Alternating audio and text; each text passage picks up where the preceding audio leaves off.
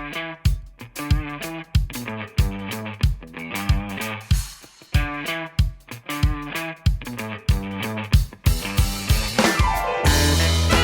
evening, Debbie. How are you tonight? I'm fantastic. Matt, how are you tonight? I'm doing great. Thank you so much for joining me on the Hook with Matt Wilson. For those that have not listened to the other podcasts, well, I know there's not many. I'm sure everyone has listened to every podcast. The way that we go about this is you have been gracious enough to read and look over my book, Hooks, Lessons on Performance, Business, and Life from a Working Musician. And I've asked you, just like I've asked the other guests, to look over and choose a few hooks that you want to talk about. And so that's what we're going to do. Now, I'm going to tell our listeners that Debbie Stanley, our guest tonight, is an author, a speaker, a mental health counselor, and organizational psychologist, among many things. Sort of a tagline she has is she teaches music professionals around the world how to get their act together with systems for organizing and productivity that actually work for creative minds. And I'm sure there's so much more. So before we kind of dive into the topics at hand, please tell us a little bit about yourself, add on to that, expand. Tell me a little bit about, and tell our audience a little bit about who you are. Okay. That was a pretty good summation. I started my consulting business 24 years ago, and originally in Michigan. I was in the Detroit area, and just naturally started drawing what I later found out are folks who are what we call chronically disorganized. Okay. I didn't know until I was a little further into the industry and started to network with others in the professional organizing field that this is a phenomenon that had been identified at that point as chronic disorganization, which means that you have a past, present, and future component to your disorganization. So you've been disorganized for most or all of your life. You're having negative impacts from it daily or nearly daily, and there's nothing coming in the future that you can see that's going to relieve it. So the difference there is, like, say a person is moving house. They might be what we call situationally disorganized. And that means that, it's temporary and it's external. It's caused by something happening in your life. And when things settle down, you'll go back to your baseline of normal level of organization that you just either do intuitively or systems that you've developed for yourself in your own life that work fine. People who are chronically disorganized have been trying to put systems in place all along, and for any number of reasons, it's just not something that comes naturally for them. So these are the folks who, for whatever reason, were drawn to me from the very beginning. And so I just kind of, at their prompting, learned more and more about the causes of chronic disorganization. One of the main ones is attention deficit hyperactivity disorder, which when I started was called ADD. They've since renamed it, so that tells you how long I've been at this. I didn't know they renamed it. What's the new name? They did. So the current nomenclature is attention deficit / hyperactivity disorder, and then it has subsets. It may or may not include hyperactivity. So, I mean, okay. Sure, why not make the name more complicated? Okay, so yeah. Sometimes I just say ADD, and I mean the same thing. Yes. Now, ADD often co-occurs in people who are highly creative, and so therefore we'll see it quite a bit in musicians, people in the music industry. Whether or not they're diagnosed with it doesn't matter. All of the techniques that I've learned about how to work with people who are not naturally organized, they work just as well. Like, people don't need to have a clinical diagnosis. We don't need to pathologize their need for a little bit of outside help to get organized. So that's the approach that I started with, and that's how I've continued to grow.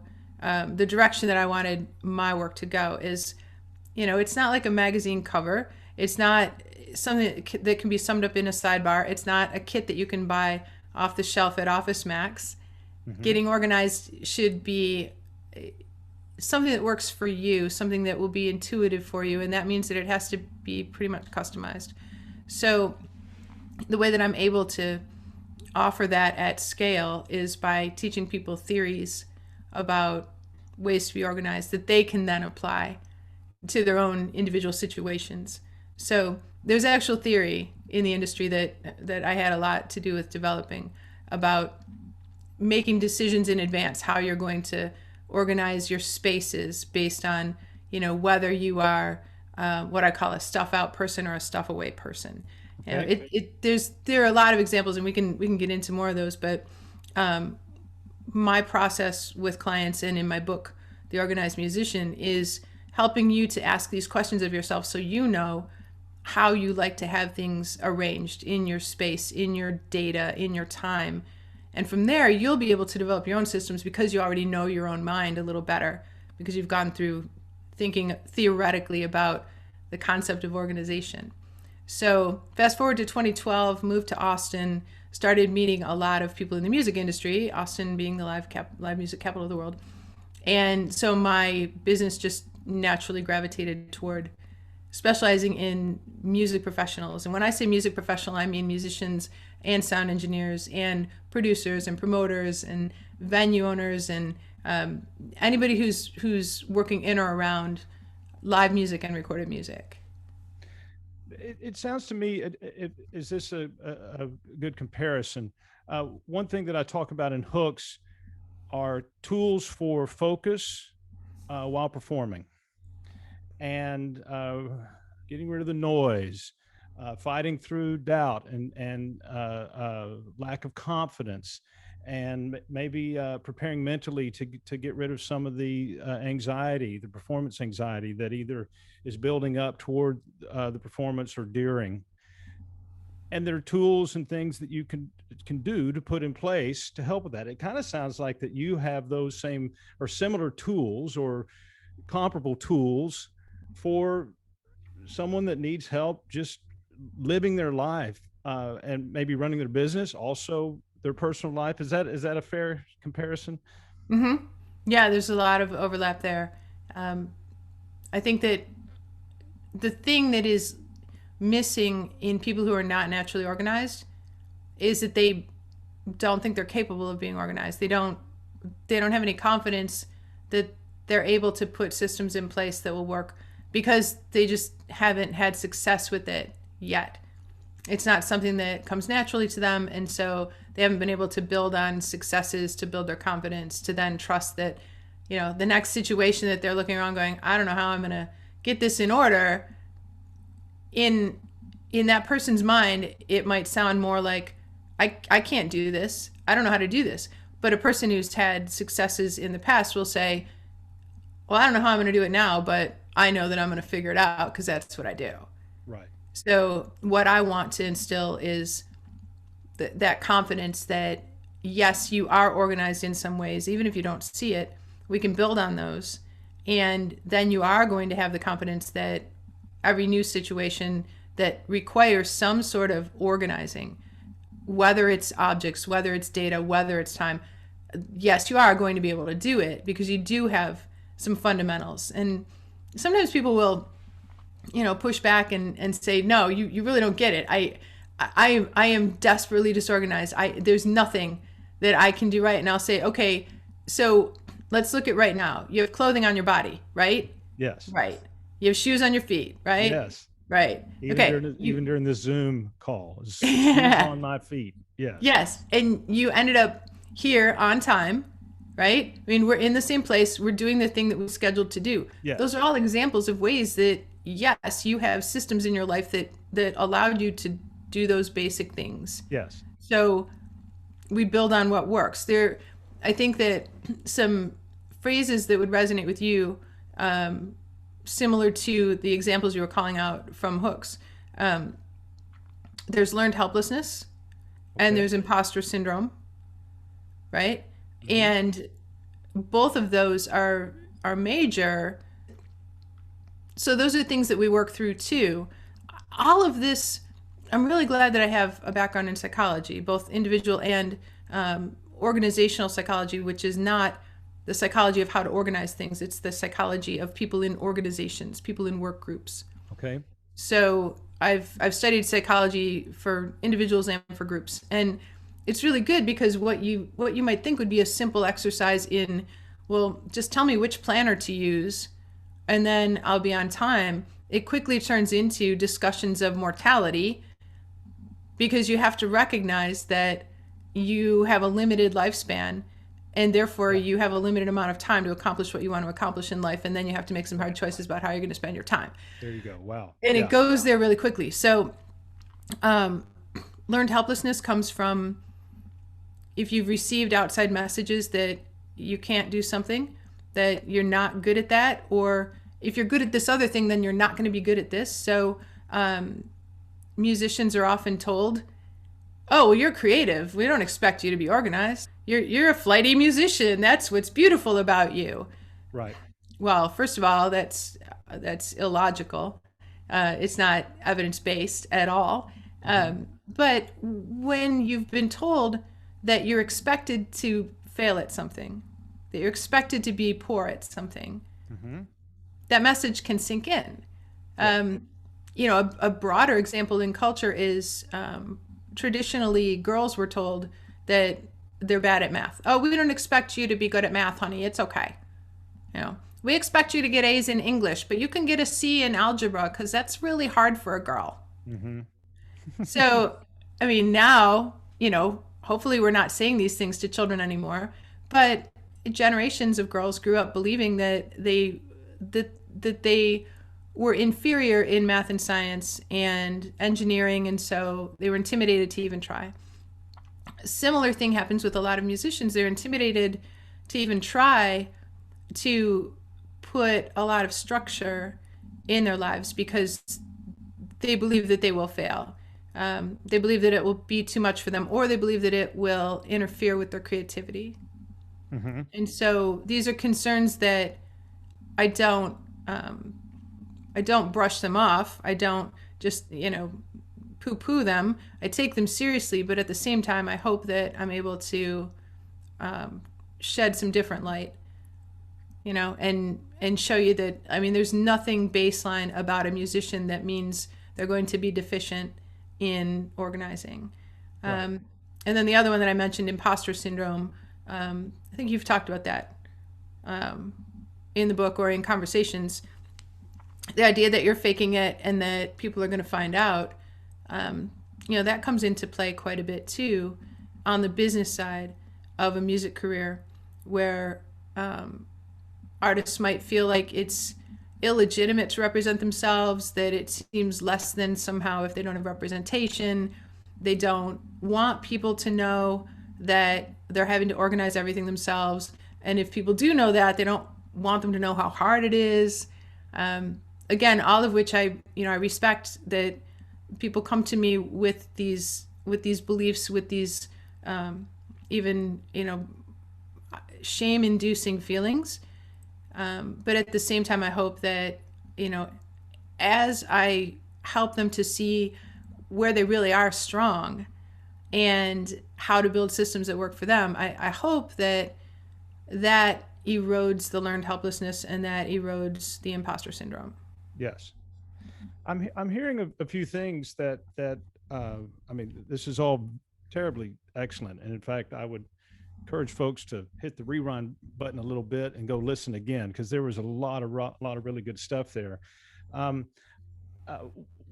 There's a hook in the book, and I can't remember the exact one, so forgive me, but I write that low expectation leads to low effort, right? And I use the example in the book of, for example, on David Letterman, like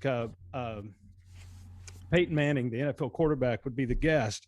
And the bit would be who could stand out on Fifth Avenue or whatever and throw footballs into a passing taxi, right?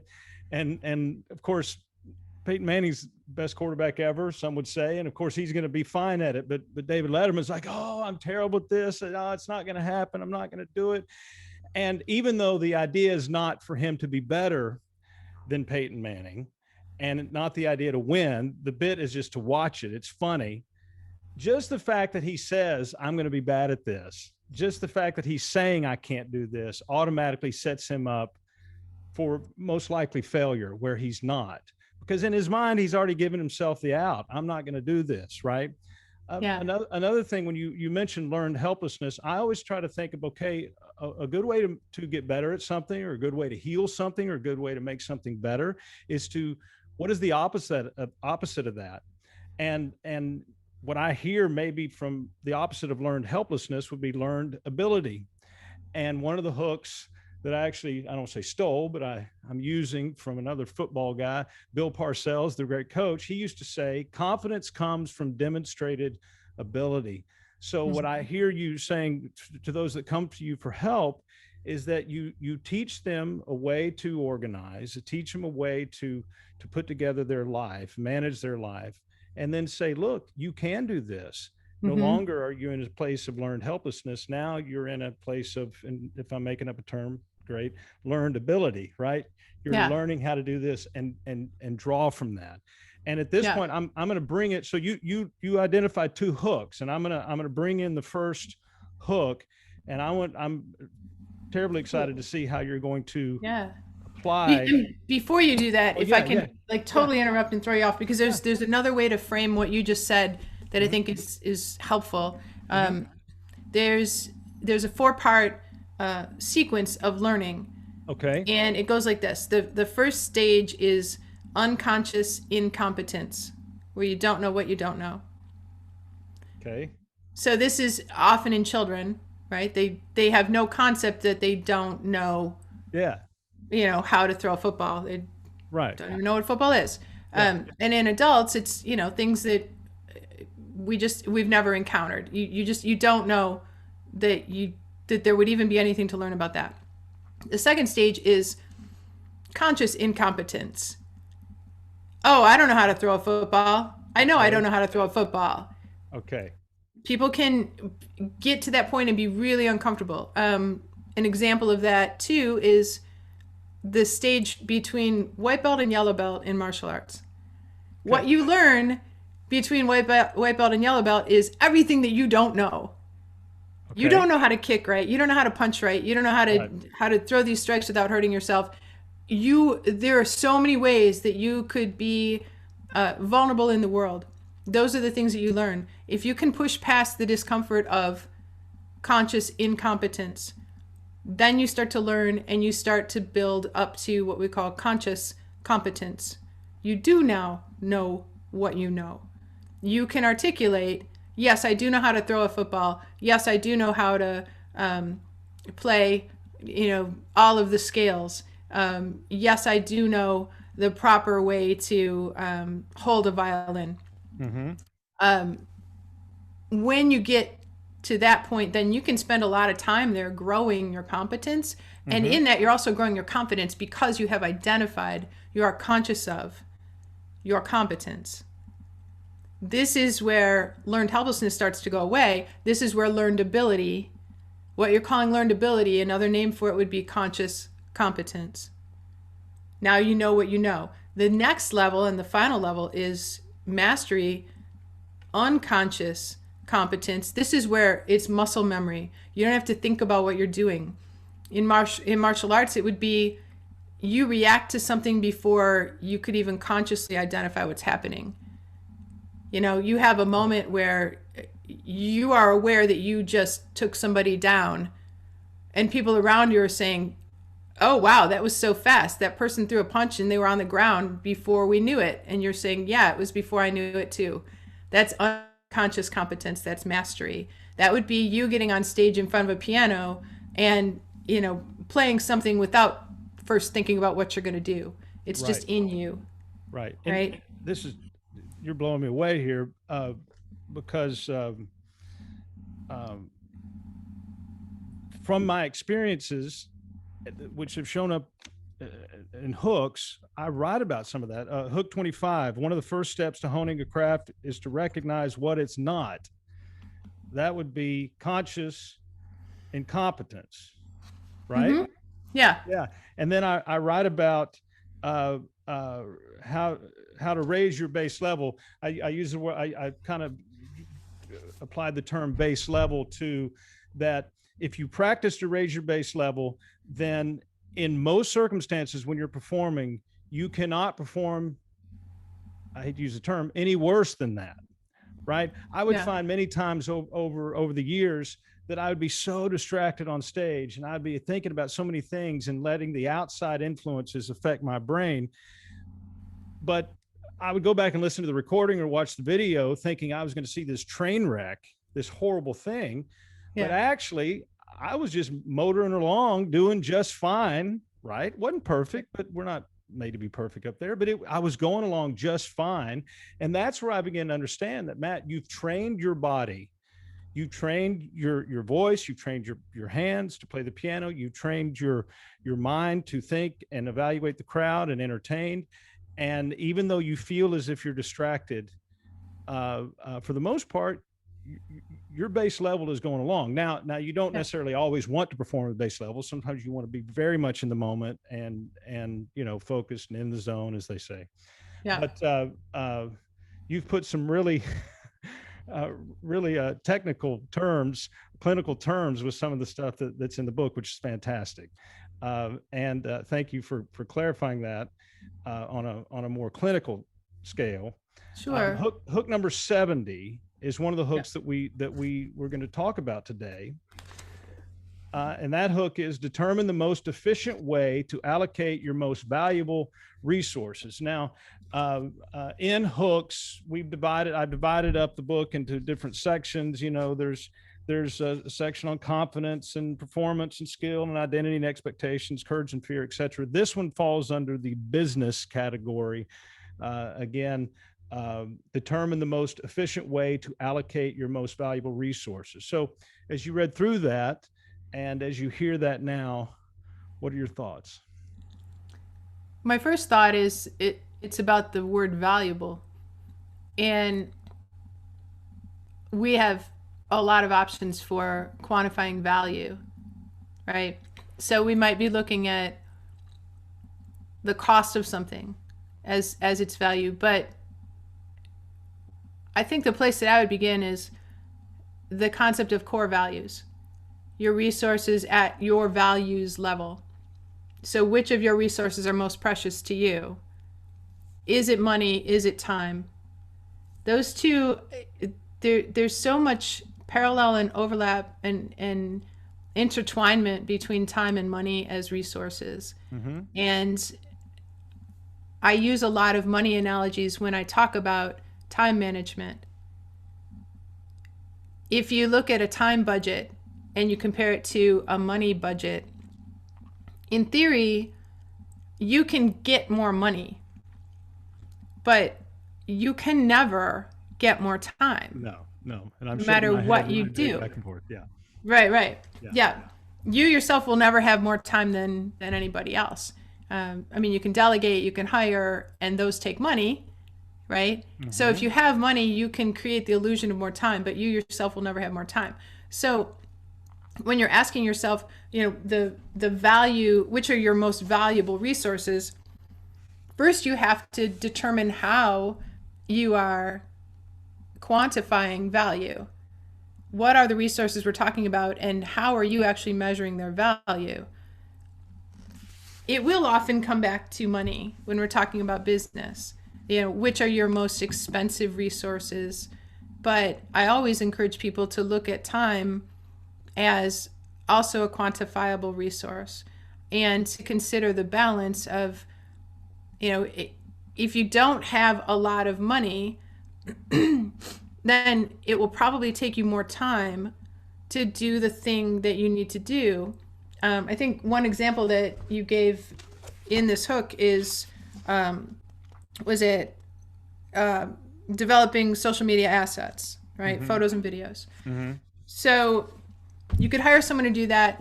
It will cost you, say, $1,000 and 20 hours, just as examples. If you do it yourself, it will cost you, say, $100 and 100 hours. Right. Now, to put a dollar value on your time, you have to look at how much of it do you actually have, right? If you're already so busy with what one artist just recently referred to as the bill payer, the day job, right? He calls it his bill payer, and I thought that was fantastic. Yeah. If you're so busy with that and with practicing and with gigs, then do you have the time to, put together your photo and your video assets for your EPK? Or are you not busy enough and you have the time, right? So then, yes, you can use your time bank to save your money bank. So, Yes. I mean, these are the balances that I look at it a little differently than how our culture typically assigns value to resources. Does that make sense? It does. It does. I suggest in the book, um, in this order, and the third one is going to speak to exactly what you're talking about now. And we're going to continue to dive into this. But number one, identify the talent. What is it you're selling? So we'll just stay very focused on a business angle right now. I'm sure there's a way to apply this to a personal level. Yeah. But for the moment, for those out there selling or creating or something that they want to use for their business, identify the talent. What is the product? What are you selling? Take stock of your resources available to promote and move the talent along. That's going to be money or some sort of substitute like bartering, right? And then number three, which speaks directly to what we're talking about right now, determine where your time and resources should be allocated first. And then my opinion is I suggest that you invest in what will most effectively showcase the talent and produce the most immediate return. I say that because I believe momentum is real in business, right? And I also think that if you put your time into something and you can start to see some return, especially some financial return, then that may allow to do some of what you're talking about. You can then begin to apply some funds in an area that would free up your time to do some other things. Because ultimately, it also comes down to wearing the hat. And for many of us that are artists, especially those that are artists, in fact, anybody that's creating or starting their own business, whatever, we wear a lot of hats. And so, if as a creator, if I'm working on something that is not necessarily going to produce some sort of income at some point, then the guy that wears the business hat is over there going, what are you doing? Come on, do something that might bring in some money, because we got to have some money, right? But if the guy wearing the business hat isn't too much control, then the writer, the songwriter, the thinker, that guy doesn't get any space either. Right. So, yes. Yeah. I just a couple days ago finished the book Big Magic by Elizabeth Gilbert. Mm-hmm. And my biggest takeaway from that book was the part where she talks about how she thinks that it's actually cruel to your artistry to require it to make you your money. That's a huge, huge idea, right? But the practical. Well, so the section where she's talking about this is in defense of having a day job, having a bill payer job. That if you find that making your art becomes constrained by making its legitimacy contingent on whether or not it earns you money, then this is a problem, right? And like you said, if business hat side of you is pressuring artist side of you to be productive in a financially rewarding way, in a profitable way, this is a conflict, right? Yes, and I actually, that's excellent point. I'm living that right now a little bit. This is the book, the podcast, these things that we're talking about, a new direction for me. I've always thought about these things, but I did not present them in this way, right? I had a band, I was on stage, I was an entertainer, I was a singer, the Broadway, the whole thing. Yeah. But as I'm doing this now, and I've written the book, I want the book to sell. I want people to listen to podcasts. I want to go out and speak on these things. I want to do these things. I do want to turn this into a business. But I had to. I'm reminding myself more and more. Stick to the message. Don't make this about money right now. Make this about the message, about the creative process. Hopefully, this is some of what I'm doing is helpful to people. And I believe if I focus on that, then everything else will fall in line, however it may be. Yeah. Does that match with what you're talking about there? I think so. Yeah. I think that, she, in that book, she's talking about artistry and genius as like an actual entity that is outside of you, and like the muse, the concept of the muse. And so, right. I mean, it's very, I don't know, is esoteric the right word? It's not at all pragmatic if you want art to be your career. But that was what made it so remarkable to me, because I'm in the business of helping people to be sole proprietors or small business owners within the arts. And so to be self-employed, you're constantly business hat and creator hat.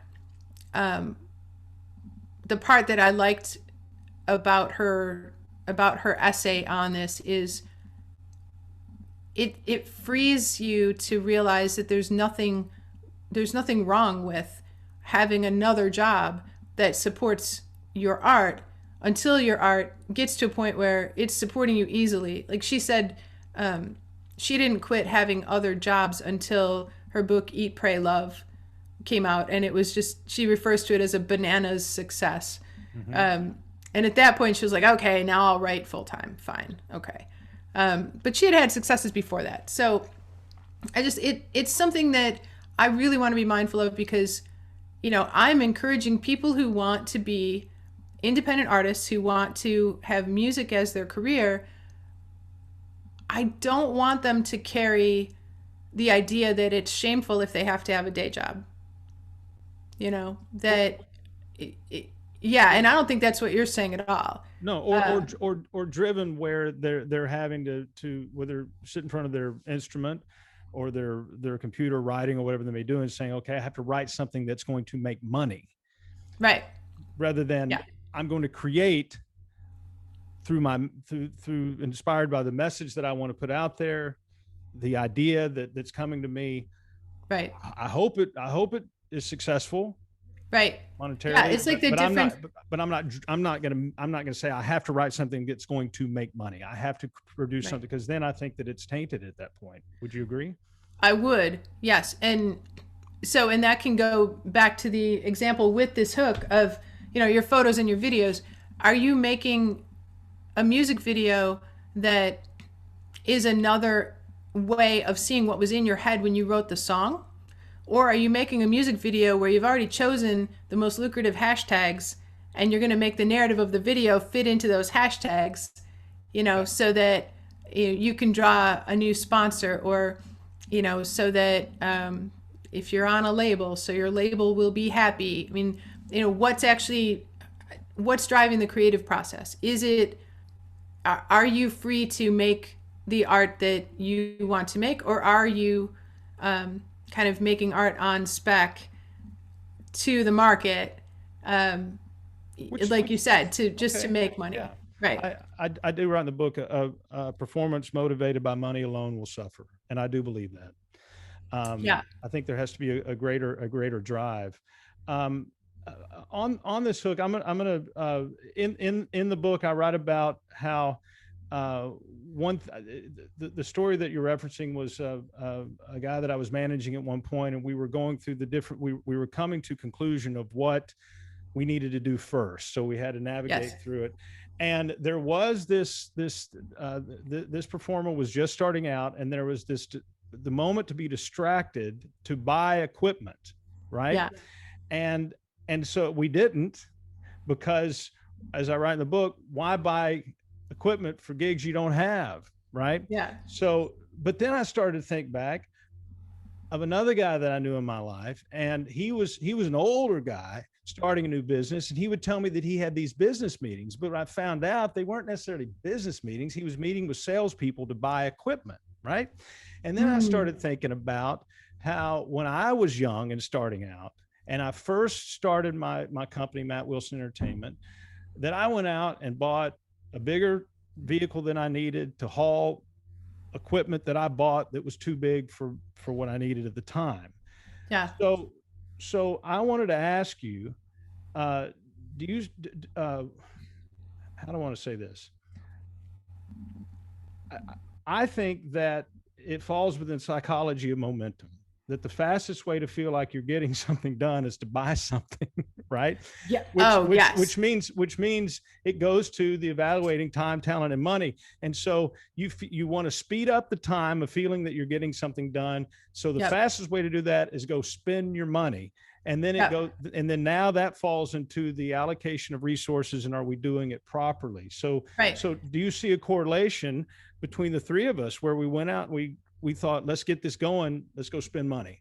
Yeah. And often in our culture, that acquisition involves spending money.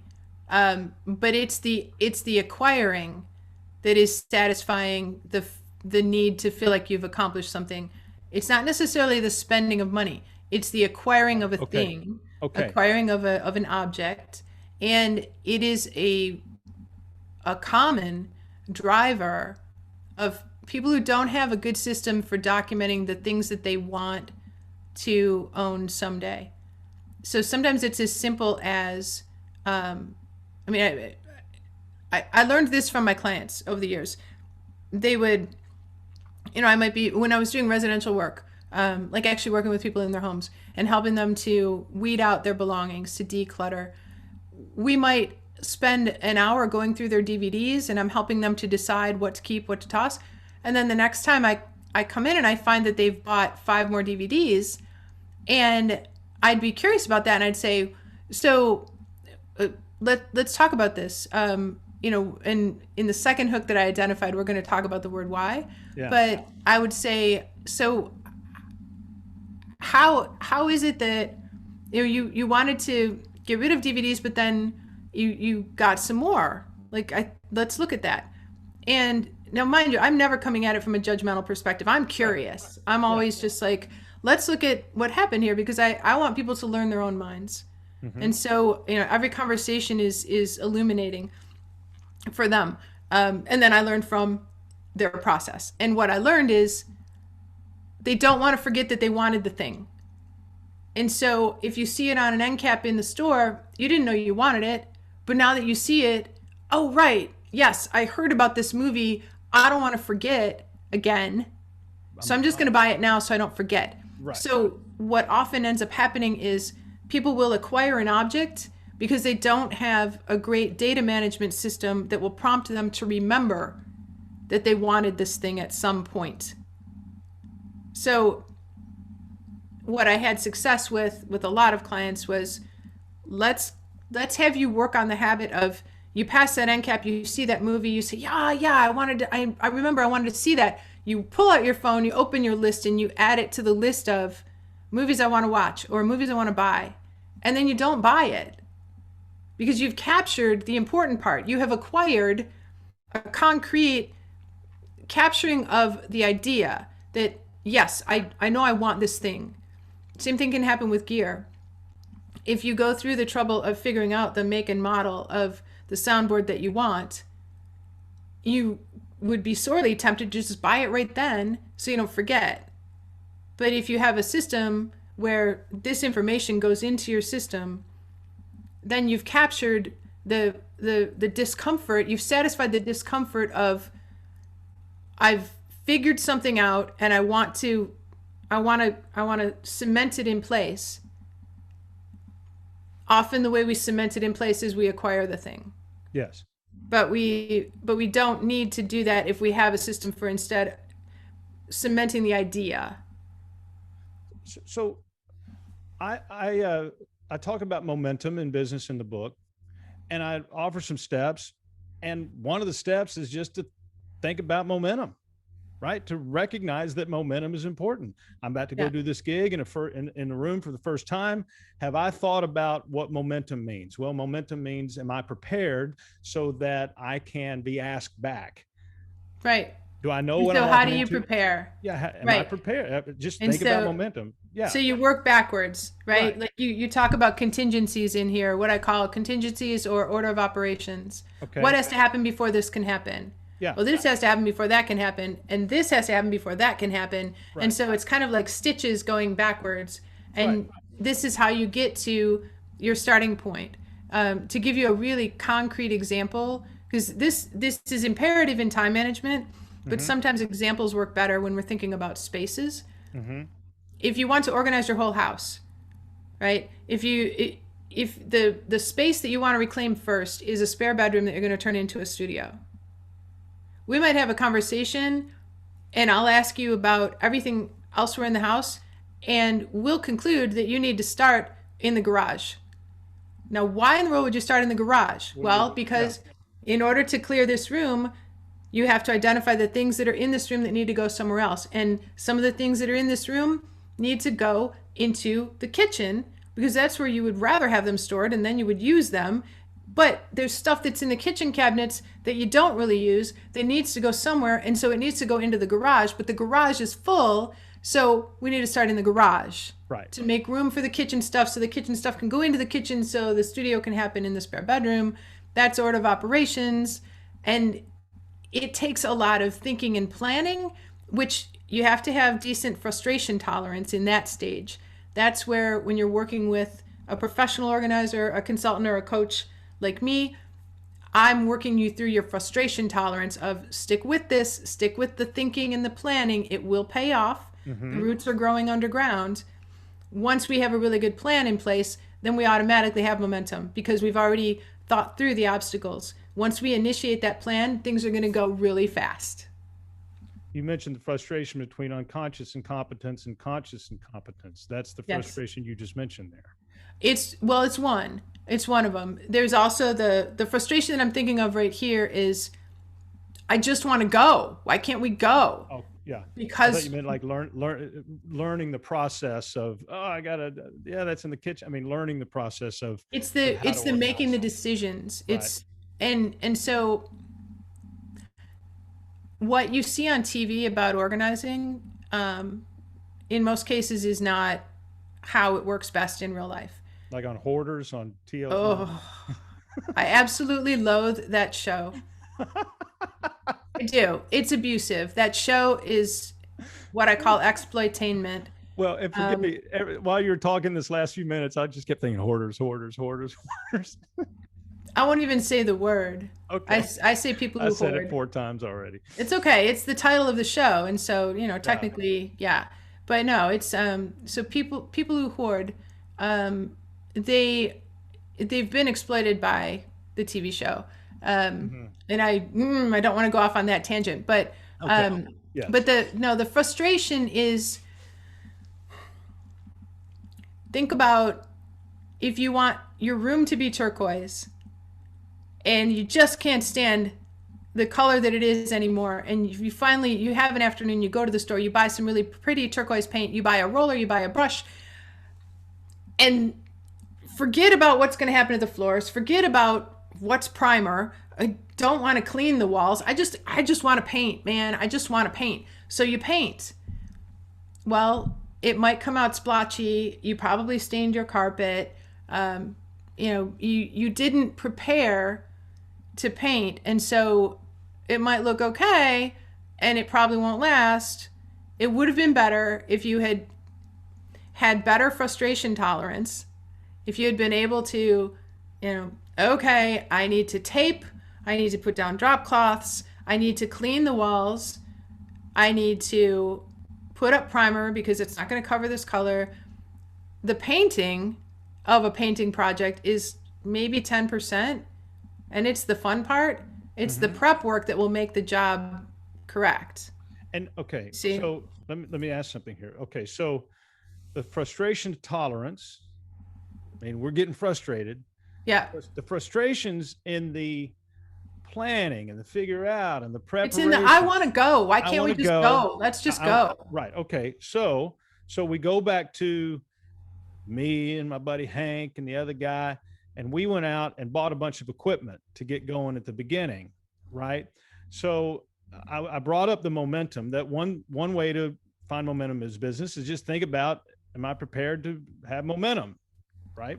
So then I want to ask, because in this hook, I say, the three valuable resources: time, talent, and money. And I kind of think there could be an equation here. If you at least, and I'm prepared, I'm kind of putting you on the spot, and I'm prepared to be told wrong, but in our business matters, if we at least think, okay, how am I allocating the most valuable resources? Well, Matt said it was time, talent, and money. So how am I allocating this? And if you just think about that for a minute, maybe that will slow you down.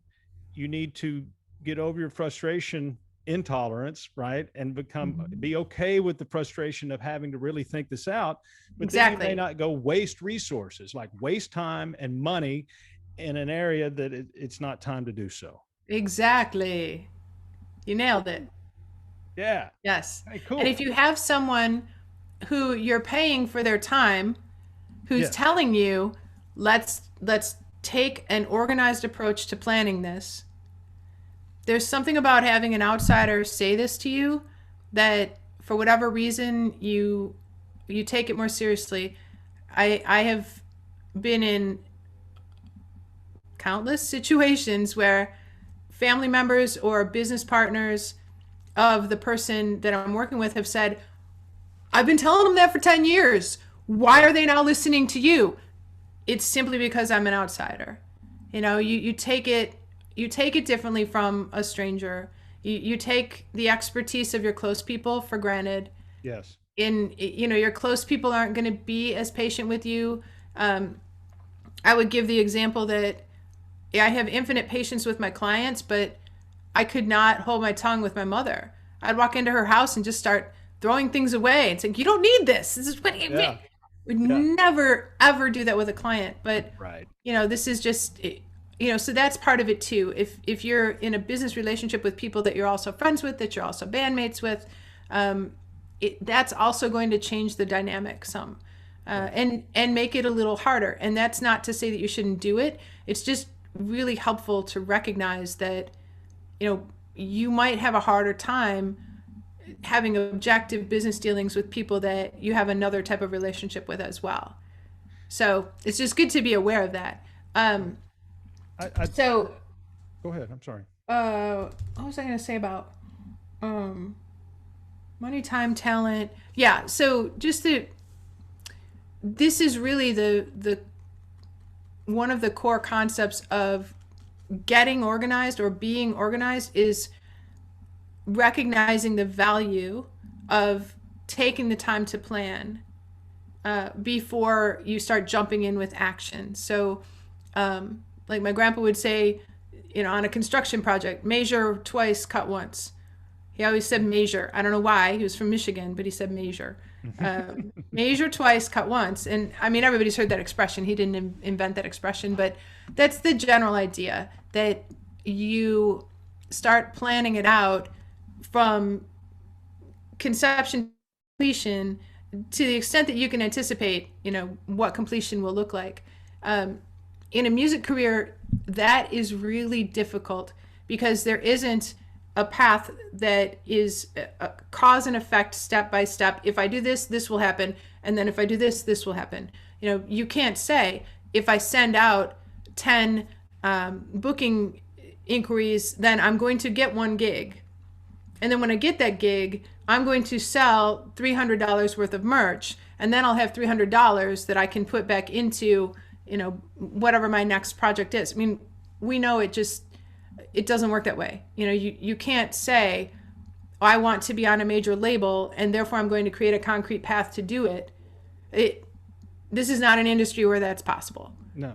So that is also a form of frustration tolerance, that you have to live with the frustration of knowing that you might be wasting effort because you're going to have to do some things that ultimately won't pay off, but you can't know in advance what those things are going to be. You can't know of the 10 things that you try, which are the 2 that are going to work. But I find it's important though that for those listening, or even those that aren't listening, that apply, that are thinking this way, that's a huge step. Right. Lately, I've used this analogy over and over, and I didn't realize I'd be using it today. But one counselor once told me he drew the difference between cats and dogs. He said dogs will just run in a room, run in, and they're bouncing into stuff and jumping on the couch, and dogs just run in. I saw one of I'm those here. this weekend. He literally rearranged the furniture. He just Yeah. Boom, yeah. dogs. Hey, I'm here. Cats, they'll peek around the corner. They'll Assess the in, situation. go back out. They'll assess. They'll look around. I mean, it's going to take forever for that cat to eventually be comfortable to enter that room. Most of Right. them. Right. And so, sometimes it's good to have the dog in you. Just run in and knock stuff over. But what we're talking about here, when you're assessing valuable resources, your most valuable resources, maybe be a little more like the cat and peek around the corner and look and see what you need, evaluate, and not get frustrated that you can't go in the room just yet. Right? Yes. And I'll also acknowledge that there are some people that don't, it's not that they just never thought of doing it that way. They don't want to do it that way. Yeah. So I had a client who had a contractor who did work for him. And when the client brought me on for the consultation process that I was going to do, this other contractor just looked me right in the face and said, "We don't need you. We don't need to plan. I've got it handled. Wow. I handle emergencies in the moment and I'm excellent at it. And we don't need to plan all of this stuff in advance. Because I am an expert firefighter on this stuff." And yeah, right. And so I say that in acknowledgement that some people are always going to prefer that gonzo, the dog style way of doing things. And and they'll acknowledge sometimes that there are consequences that, that wouldn't have happened if it had been better planned. But then, I would have lost out on the adrenaline rush of, being in firefighting mode and getting to be the hero of the day because, I think on my feet and I solved the problem. They don't value the opportunity to not have a problem in the first place. Mm-hmm. And so, I can't say that I endorse that way of being. I mean, that goes against my entire, career and mindset, right? I try to empathize with it. And if people who feel that way do eventually realize that the consequences of not planning are starting to outweigh the fun of having emergencies, then they might, ask me for input instead of just telling me we don't need you. Yeah. So, but I think, most people are somewhere in between. They're not to that extreme, and they are open to the idea that more planning will make the project more likely to succeed by whatever definition they apply to succeed. It's just that if they aren't accustomed to thinking in a systematic way, if they aren't accustomed to planning, then it just seems so unfamiliar. They can see what they're going to do as the action. They can't see what they're going to do as planning. And so, they kind of don't want to do it. They're not drawn to it because they don't know how. People want to be able to play the piano, but how do you learn to play the piano? Well, they have no idea how you would learn to play the piano. They just see people playing the piano and they want to be able to do it. Right? So, I mean, that's another great example of, 10 years of preparation to be able to do one thing really well for, 5 minutes. Yeah. So, I mean, it all feeds into this idea that organization is a form of preparation, and preparation is much more likely to get you the outcome that you want. and as we start to transition to the next hook, I would say what I'm hearing, what I'm gravitating to most is, one, identify there is something called frustration tolerance. Mm-hmm. It's And a muscle you can build. that is a huge thing that is standing in the way of you applying this hook. Determine the most efficient way to allocate your most valuable resources. Well, some people say, nope, don't want to do that. Takes too much time. I'm going to just go, right? I would just want to go, because they don't want to be, they want to go. They're frustrated with not being able to go. But if you can identify that to manage your frustration and tolerate your frustration, and then take stock of what is the talent, what are we selling, what resources do we have available to make this thing happen, and then where are we going to put our time first, and do a little preparation, then it's most likely your project's going to be a little more successful. And I look, I believe a lot of these things you can apply to your personal life and relationships. So I think that they can do the same thing. So